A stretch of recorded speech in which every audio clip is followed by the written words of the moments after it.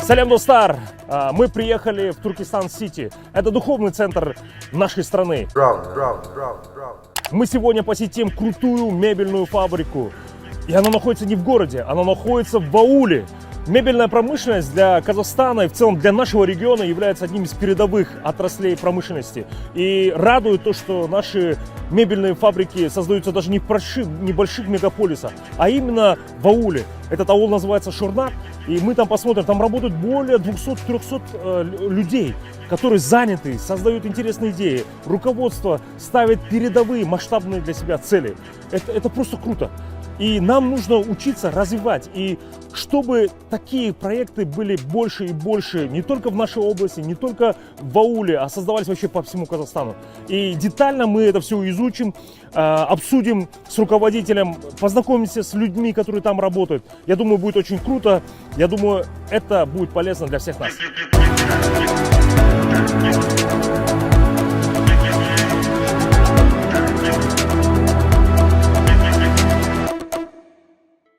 Біз қазір Астанада, Шымкентте, Алматыда емеспіз.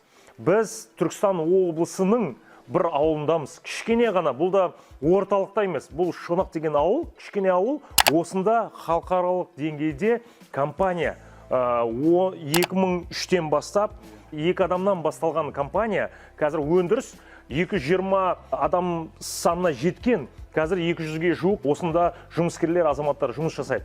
Егер осыны ауылдарда осындай біз производствоны ашсақ, осындай өндірісті біз басқа қалаларда экспортқа шығатын өндірістерді істей аламыз. Дұрыс емес пе?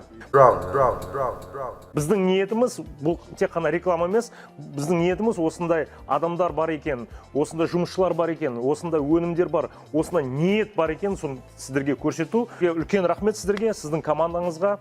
Ауырмаңыздар, осындай болашақта Алла қолдауымен көптеген жақсы өнімдерді шығарыңыздар.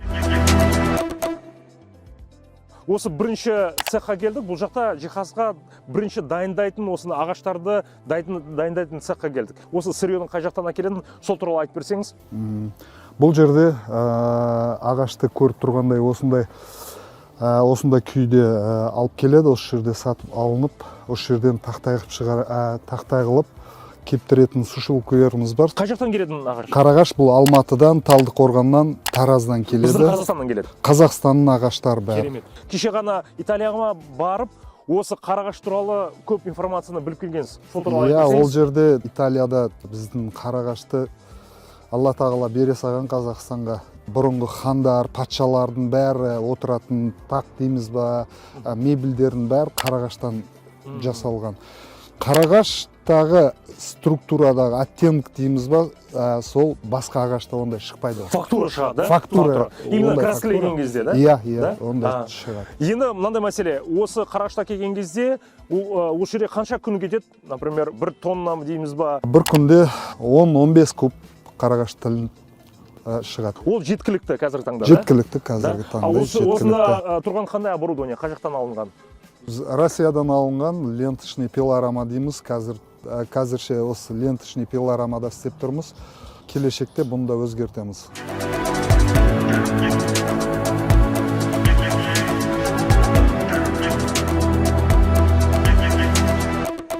Қазір сіздер классика шығарасыздар өнімдерді. Бірақ енді үлкен қалаларды аралап жүрміз, шетелдері қарап жүрміз. Біздерде неоклассика деген жаңа оғым пайда болғанда, то есть новый дизайн дейді ғой. Мен енді білуімше, біздерде Шымкентте, Қазақстанда классиканы жақсы көреді. Енді сіздердің өнімдеріңізде қанша пайыз қазір классикалық түрде шығарып жатқан столдар болсын, үстелдер болсын, қанша сатып жатсыздар? И болашақта қандай жоспарыңыз бар? Неше жылда сіз жаңа форматта өнімдерді неоклассика дейді, лофт классика дейді. Балаңыз бана айтып өтті, біз қазір новый инновационный форматта қарап жатырмыз. Лофт стиль дейді ғой, сол лофт стильмен өнімдері шығаруға. Сол туралы айтып берсеңіз. Мебель асеке жүректен істемесе ол шықпайды. Жүректен істеу керек. Бірінші, екінші классика шығарып жатырмыз. Енді хай-тек вариантында, неоклассика деп жатырсыз ғой. Сондай өнімдерді біз Жоспарда бастадық уже. Керемет. Бастадық уже. Біз мамандарымызды Италия, Турцияға апарып оқыту жоспарымызда бар. Со қазір енді дүние жүзі бойынша жиһаз жасау Италия ғой, номер бір. Со Италияда мастерлер алып келсек дейміз. Сондай жоспарларымыз бар. Өнімдеріміз Қазақстанның әр облысында сояқта дилерлеріміз бар. Сол дилерлерге өзіміздің машинамызбен, құралдарымызбен жеткізіп береміз. Олар сол қаланың жиһаз магазиндеріне бәрі таратып отырады. Одан басқа Россияның Новосибир, Томск, Башкирия сол облыстарына таратып отырамыз. Оны сол дилерлер арқылы сатасыздар ғой, да? Сондай. Керемет. Так бренд компаниясы 2003 жылдан бастап үлкен жұмыс істеп жатыр. Бұл мегаполис емес, бұл Түркістанның қаласында емес, бұл Шонақ деген ауылында. Қазірдің өзінде енді барлық цехтарда істейтін азаматтардың 2003 жылы қанша адамнан бастадыңыздар? 2003 жылы 2 адамнан бастағанбыз. 2 адамнан бастаған. Қазірдің өзінде қанша адам? 150 адам істейді. Кезінде мен білем, осыдан 5 жыл бұрын 220 адамдай жұмыс істеген. Сондай. Көрдіңіздер ма? 2 адам 220 адамға әкелу, бұл компаниялар барлық заводтардың қолына келе бермейді. Бірақ осы Шонақ ауылында көптеген азаматтарға жұмыс бердіңіздер, да? Енді қанша айлық алады осы азаматтар осында? Минимальный 60 мың. Максимум $1000 дейін айлық алады. $1000. Керемет. Барлық істеп жатқан цехтарда азаматтар, барлық ауданның осы ауылдың азаматтары. Осы ауылдың азаматтары, одан басқа ауылдан қасымызда мына коммуна деген жер бар, Ихан деген жер бар. Ояқтан да келіп, осы жерде барлық жағдай жасап қойылған, общежитие қылып қойылғанбыз, душевой қылып қойғанбыз рабочийларға. Қаладан келіп жұмыс істейді. Көрдіңіздер ма, егер осында үлкен якорный проект, бұл енді якорный проект деп айтуға болады, үлкен проект, барлық ауылдарды біріктіретін бір жобаның бір ниеті, осында көптеген азаматтар жұмыс істеп жатыр. Одан кейін сіз айтып өттіңіз, 2 қалада сіздер шоурум, магазин аштыңыздар, өзіңіз. Сол туралы айтып берсеңіз. Қазіргі күнге дейін біздің заттарымызды Белоруссия немесе Турция деп сатып келеді. Біз қазір Атыраудан, осы Түркістаннан аштық. Қазақстанда сол өзіміздің ашқан магазинде Қазақстанда жасалынған өнім деп, жиһаз деп сатамыз. Басқа қалаларда ашуға ниет бар ма? Барлық облыстардан ашамыз, Құдай қаласа. Ниетіміз сондай. Керемет. Мен есімде, сіз де білесіз, Құдеке, бізде Түркістан облысында Шымкентте 2 ковровый фабрика бар. Назар текстиль және Бал текстиль. Оларда алдын бір 15 жыл базарда кілемдер сатып жүрген. Оларда айтатын еді, біз өндіріс ашқан кезде олардың ең сіз сияқты керемет оборудование алып кілемдер шығарды. Бірақ сатқан кезде көп адамдар келіп сұрайды екен. Бұл Турция ма, Қазақстан ба? Сіз де айтып өттіңіз, бізде көп халық Қазақстанда жасалған деп білсе, көбінесе, ой, ол сапалы емес ау деп болып тұрады ғой әр кезде, базарға келген кезде. Турция десе, немесе шетелдің мемлекет десе, бұлардың сапасы жақсы, қымбат болса да ала береді. Бізде сондай бір ұғым қалыптасқан, Асеке бәріміз оны жақсы білеміз. Мысалы, Қазақстанда жасалынған өнім десе, оның бір сапасы нашарға ұқсайды. Жоқ, ондай емес. Біздің орындықтар Турциядан басқа Ресейдің жиһазынан кем емес. Егер біздің жиһаз Ресейдің жиһазынан кем болғанда, Ресей алмас еді бізден. Бұл жерде өзіміздің мамандар ағаштың ылғалдығын тексеріп тұрады. Мынандай тексеретін аппаратымыз бар. Бұл жерде минимум 20-30 күн уақыт кетеді. 20-30 күн осы 60 тонна, 60 куб осына кептірілу керек. Құдеке, осыны тексеріп көрейікші, қанша ылғалдығы бар екен? 19 болып тұр, 19,5 болып тұр, 20 болып тұр. 20. Бұл қанша күн тұрған ағаш осында? Бұл где-то 10 күннен асып кеткен. 10 күннен асып кеткен.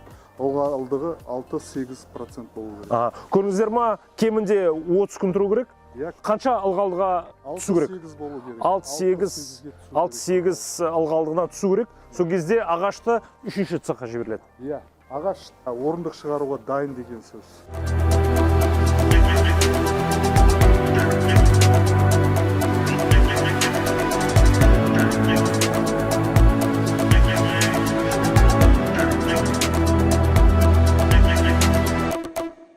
Одан Одан кейін сіз айтып өттіңіз, жиһаз шығаратын, мебель шығаратын, осындай өнімдерді шығаратын компаниялар бірігіп, бір ұжым болып, бір команда болып, шетелге түрлі выставкаларға қатыссақ, осындай бір ниетіңіз бар ғой, біз кішкене бірігіп, Қазақстанда жасалған деген өніммен бірге сыртқа шығып, экспортқа шығып, сондай бір керемет, бір үлкен бір бағдарламаларға қатыссақ деген ниет туралы айтып едіңіз ғой. Сол туралы айтып берсеңіз? Мысалы, Қазақстанның спортсмендерін шығару үшін көп ақша бөлінеді. Олардың мақсат Қазақстанның атын шығару, Қазақстанның байрағын, көк туын көкке көтеру. Біздің де Қазақстанда сондай мебельщиктер, танитын мебельщиктер бар. Солардың бәрін басын мебельный ассоциация, егер басымызды біріктіріп, Ресейде бола ма, Турцияда бола ма, бәріміздің басымызды қосып, Made in Қазақстан брендінің астында бізді шетелге выставкаларға көп емес, кішкентай көмек берсе, біз Қазақстанның атын шығаратын едік. Қазақстанның мебелінің атын шығаратын едік. Пандемиядан алдын бізге Польшадан эксперттер келді. Польшадан эксперттер келіп, біздің товарларды көріп, бұл сендер Еуропаға дайынсыңдар деп бізге приглашение берді. Арадан пандемия әсер етіп, біз оған бара алмай қалдық. Демек, біздің өнім Еуропаға дайын. Міне Құдеке, стол шығаратын цехқа келдік. Бұл жақта алынған оборудование қай жақтан алынған? Бұл жақтың оборудованиялары бәрі сол Қытайдың Маш деген фирмасы бар, сол фирманың оборудованиясы өте жақсы. Соны таңдаған кезде сіз Қытайға бардыңыздар ма? Иә, Қытайға барып, өзім барып, сол ішкі Қытай заводтың өзіне барып, сол заводтан таңдап алдық бәрін. Керемет. Бұл цехқа қанша адам істейді? Бұл жерде 30 адамыз. 30 адам. Күніне қанша стол шығарасыздар? Күніне 10 стол шығарамыз. Күніне 10 стол. Ал сыртқа сатқан кезде қанша кетеді? Апталап есептейсіздер ме, или күнде есептейсіздер ме? Жоқ, күнде есептейміз. Күнде шығарғандай аптасына уже кетіп қалады. Аптасына бір 70-100 стол жиналып қалады? Иә, сондай. Бұл жақта және столмен бірге МДФ-та қолданасыздар, да? Ағаштан басқа? Ағаш, МДФ қолданамыз. Одан кейін шпон, турецкий шпон. Қандай ағаштың шпоны керек болса, сол шпонды басып береміз адамдардың сұрауына. Осында шығатын столдардың стандарттары қалай? Сұранысқа байланысты 5 метрге дейін шығарамыз. 5 метрге. Ал қазір ең көп сұранысқа 2,5 метр. 2,5 метр стандарт. 3 метр. Бірақ мен өткенде байқаған, бұл столдар 2,5 деп шығарады, бірақ оны әрі қарай жаюға болады, кеңейтуге болады. Иә, механизмдерін қолдап. Төменгі аяқтары барлығы ағаштан жасалған, да? Иә. Бұл шпон дейді. Шпон. Енді осындай столдар бағасы қаншадан бересіздер нарыққа? 90 мың. 90 мың, да? Бұл дилерге, бұл нарыққа дейін, да? Неге? Оптовый баға дейді ғой енді осында. Енді ең басты мақсат, екі адамнан бастаңыз. Қалай осы бизнеске, қалай осы өндіріске сіз келдіңіз? Мен өз мамандығым тарихшы. Тарихты бітіргеннен кейін бір жылдай өзіміздің ауылда мектепте мұғалім болып істедім. Содан бір жылдан кейін Түркістан о кезде район, аудан, қала болып бөлінеді. Сол районның жастар ісі, туризм және спорт комитетіне орынбасар болып бардым. Ол жерде жұмыс істедім. Сол жерден әкем марқұм, балам өндіріс көрсең, кейін любой жұмысты алып кете бересің деп, сол өндіріс, осы екі адаммен өндіріс бастадық. Бірінші столдан бастадық. Бірінші стулья бастаған жоқ, біз стол бастадық. Стол шығарып, бірінші болып осы Түркістанға сатып көрдік. Кейін Қызылорда, Чимкентке сатып көрдік. Қарасақ, жақсы кетіп жатыр. Сонымен стульяды шығарайық. Стол алған соң, үстіршіктері сұрайды. Да, сөйтіп дамыңыздар.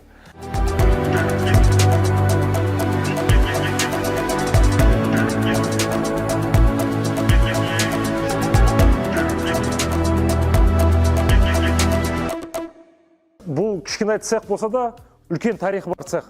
Мен үшін бұл жер киелі. Бұл жерге келсем, жұмысты қалай бастағаным, неден бастағаным бәрі есіме түседі. Жұмысты бұл жерде сол екі адаммен бастаған жер. Осы екі адаммен бастаған жер осы жер. Иә, осы керемет. Көрдіңіз бе, тарихы бар жер, Сол себептен Құдекең постоянно әр күн сайын осы жерге келіп тұрады. Себебі осы жерден бір энергия алатын шығарсыздар. Иә, сондай. Асеке, бұл шпон дегеніміз, қарап тұрсаңыз, ағашты осындай жұқалықта кеседі. Бұл ағаш, негізі шпон дегеніміз ағаш. Соны МДФ-қа мынандай әртүрлі адамдар несі бойынша, әртүрлі осындай дизайн бойынша осындай жабыстырып шығады. Бұдан шығып, горячий преске, ыстық преске саламыз.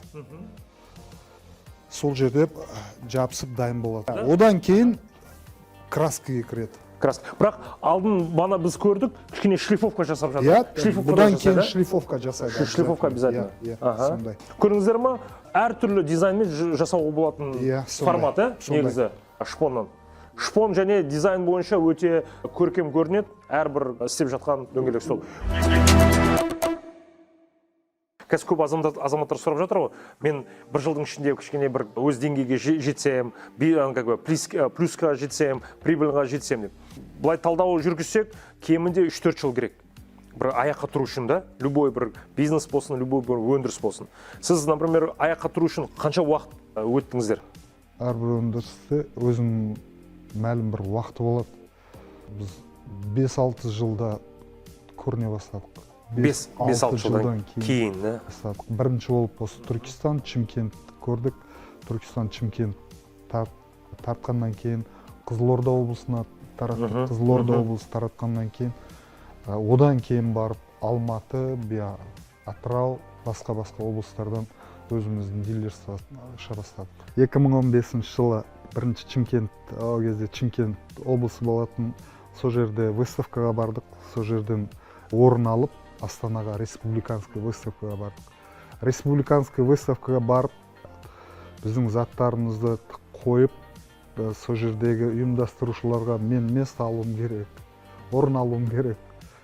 Десем, сіз кеш қалдыңыз деді, бірақ бірінші Алла тағала шығар. 5 күннен кейін телеграмма келді, осындай Астанаға барасыз деп. 2015 жылы президенттің сыйлығы іскер номинациясын алдық. Сол кезде жаңадан шыққан ең бірінші номинация. Сол сіздер алдыңыздар. Бірінші болып біз алдық. Керемет. Лучший товар Казахстан алдық. Одан қала берсе алтын сапанды алдық. Мынау қандай оборудование? Асеке, бұл лазерный аппарат. Бұл қазіргі шпонымызды әртүрлі ою өрнектер салып береді. Қазіргі шпонның үстіне әртүрлі оюлар, өрнектер салып береді. Бұл қазіргі столдарымыздың үстіне сондай бізге сондай тапсырыстар түсіп жатыр. Қазақша ою өрнектермен көрсеңіз, қазақша ою өрнектермен сондай. Бұл оборудование қай жақтан келген? Бұл да сол Машевский. Бұл Машевский, да? Сіздер бір жерден брендовый оборудование алғансыздар, да? Бұндай оборудование қанша тұрады? Сол кезде бұл қанша 10 жыл болды ма бұл оборудование? Біраз жыл болды, бұған бір 10 жыл болмаса да бір 6-7 жыл болды. Сол кездегі бағалар қанша болған бұл? 5000 болды. 5000 болды. Көрдіңіз бе, бұл лазерный оборудование негізі мебельный цехқа керек нәрсе. Қазір ояқта басқа цехымызға барғанда дайын столдарды көресіз, қазақша оюлармен, ондай столдарымыз да бар. Өте керемет, қазір таңда біздің халық осы қазақша оюға үлкен сұранысты артып жатыр. Құдекең осындай форматта, сондай қазақша оюмен, осындай оборудованиемен шығаруға әрқашан дайын. Одан кейін сіздің бір хоббиіңіз бар, хобби туралы айтып берсеңіз, керамика туралы, бау-бақ туралы. Біз өзіміз жерімізді, туған жерімізді қастерлеп, өзіміздің жастық кезінен өзім қызығатын зат болғаннан кейін топырағымыздан керамика шығарып жатырмыз. Келешекте бүкіл Қазақстанға таратамыз оны да. Құдай қаласа. Бау-бақтарыңыз да бар, да? Қазір қанша гектар? Бір 30 гектар бар. 30 гектар. Тағы қандай жоспарыңыз бар болашақта, бір 3-4-5 жылда кайдзен ендіру ма, или адамдарды көбірек шетелге апарып оқытып, или осында бір оқу орталығын ашу ма? Асеке, біз мемлекетіміз, Қазақстанымыз тәуелсіз мемлекет. Менің өзім пікірім, экономикалық тәуелсіз болуымыз керек. Экономикалық тәуелсіз дегеніміз Қазақстаннан барлық зат шығу керек. Демек, инеден бастап машинаға дейін өзіміз шығаруымыз керек. Сонда экономикалық тәуелсіз болсақ, онда бақуат ел болғанымыз болады. Сондықтан біз келешек мақсатымыз осы өзіміздің шығарып жатқан жиһаз өнімдерін бүкіл дүниеге тарату. Тек Қазақстан емес, тек Ресей емес, бүкіл дүниеге таныту. Енді болашақта біздерде осы фильмде, мен ойлаймын, жастар да қарайды. Сол себептен Құдеке, біздің жастарымызға бір болашақта бір мотивация берсеңіз, бір кішкене рекомендация берсеңіз, камераға айтып, арнайы. Жастарға айтатым, еңбектен қашпау керек, ешқашан. Еңбек істесе, ешқайсы халықтан кем емеспіз біз, Қазақстан халқы. Тек еңбек, сол еңбектің арты рахат болады, жақсылық болады. Құдеке, үлкен рахмет сізге. Рахмет. Жақсы.